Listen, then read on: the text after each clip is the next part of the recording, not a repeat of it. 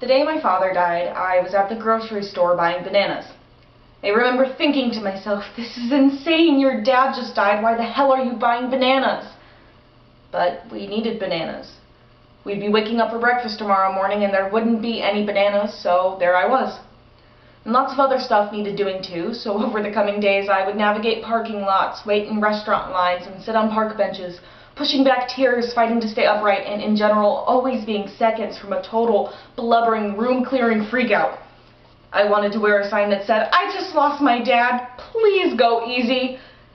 Unless anyone passing looked deeply into my bloodshot eyes or noticed the occasional break in my voice and thought enough to ask, it's not like they would have known what's happening inside me or around me. They wouldn't have had any idea of the gaping sinkhole that had just opened up and swallowed the normal life of the girl next to them in the produce aisle. And while I didn't want to physically wear my actual circumstances on my chest, it probably would have caused people around me to give me space or to speak softer or to move more carefully, and it might have made the impossible almost bearable. Everyone around you, the people you share the grocery store line with, pass in traffic, sit next to at work, encounter on social media, and see across the kitchen table, they're all experiencing the collateral damage of living. They're all grieving someone, missing someone, worried about someone. Their marriages are crumbling, or their mortgage payment is late, or they're waiting on their child's test results, or they're getting bananas 5 years after death, and still pushing back tears because the loss feels as real as it did that first day. Every single human you pass today is fighting to find peace and to push back fear and to get through their daily tasks without breaking down in front of the bananas or in the carpool line or at the post office. Maybe they aren't mourning the sudden tragic passing of a parent, but wounded, exhausted, pain-ravaged people are everywhere, every day stumbling all around us, and yet most of the time we're fairly oblivious to them.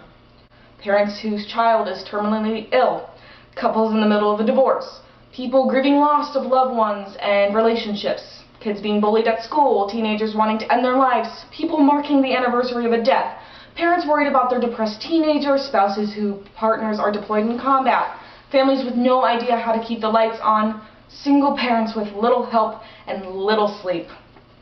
Everyone is grieving and worried and fearful, and yet none of them wear the signs. None of them have labels, and none of them come with written warnings reading, "I'm struggling, be kind to me." And since they don't, it's up to you and me to look more closely and more deeply at everyone around us, at work or at the gas station or in the produce section, to never assume that they aren't just hanging on by a thread, because most people are hanging by a thread, and our simple kindness can be that thread. We need to remind ourselves just how hard the hidden stories around us might be, and to approach each person as a delicate, breakable, and valuable treasure, and to handle them with care. As you make your way through the world today, people won't be wearing signs to announce their mourning, or to broadcast how terrified they are. But if you look with the right eyes, you'll see the signs.